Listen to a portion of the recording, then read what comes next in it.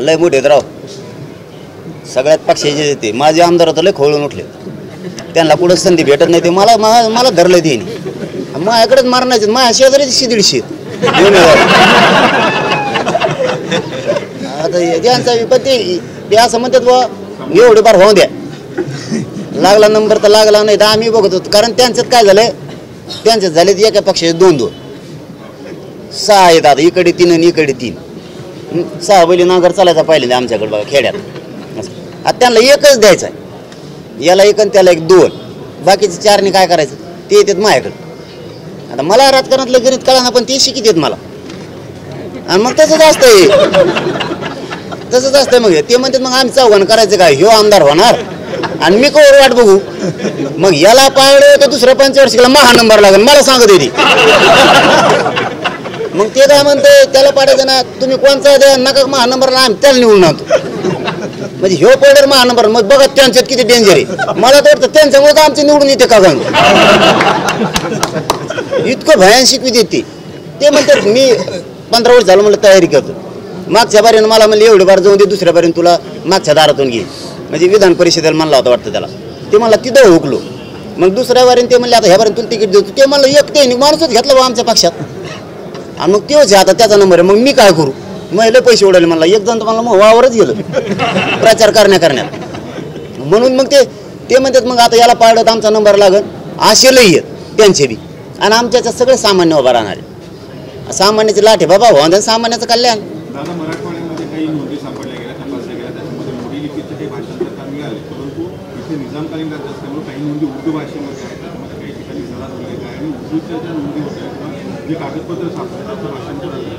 झालेलं नसते घरात म्हणजे पूर्वी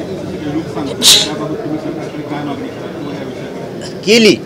जरा आजचा अर्थ कुणबीच होतो शेतकी होतो शेतीच होतो शेती कसणाराच हा परंतु यांच्याकडे अभ्यासक आहेत पण त्यांचे पगार दिले नाही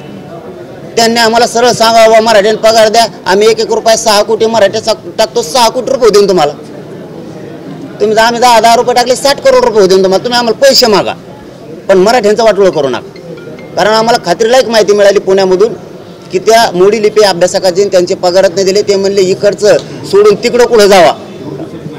उर्दू सगळे अभ्यासक आहेत पण पगार देत नाहीत म्हणून आज तरी चला तुमच्या माध्यमातून पुन्हा एकदा तुळजापूर नगरीतून मी आवाहन करतो की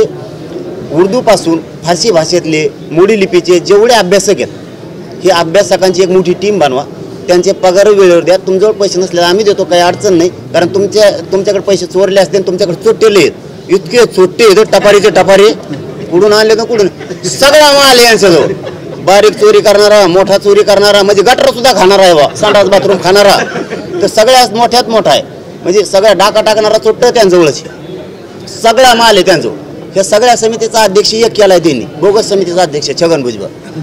इंटरनॅशनल लेवलचा बोगस माणूस आहे कारण बोगस आरक्षण खाणारा तो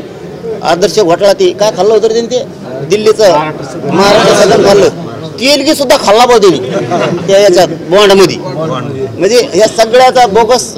पैसे खाणाराचा त्याला ज्ञान आहे बघा कुठं खाल्ल्यावर किती निघत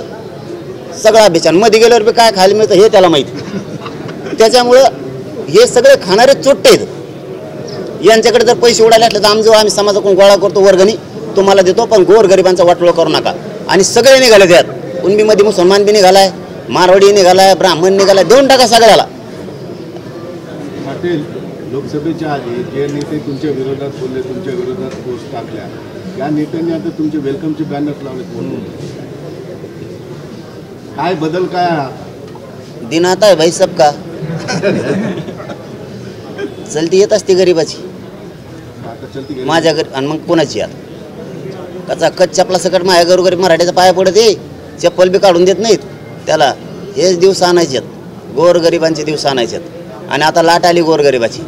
गोरगरीब मराठ्यांना वाटतं एवढी संधी आहे गोरगरीब धनगरांना वाटतं गोरगरीब दलित गोरगरीब मुस्लिमांना 12 बलुतेदारांना बंजारा बांधवांना सगळ्यांना काही कडी असेल राजपूत समाज सगळ्याला वाटतं संधी आली थोडं पायाखाली आता एवढीच वेळ फक्त नेत्यांनी समजून घेतलं सामाजिक भावना समाजाचं काम करणाऱ्या नेत्यांनी जर भावना समजून घेतली गोरगरिबांची तर लय कल्याण होईल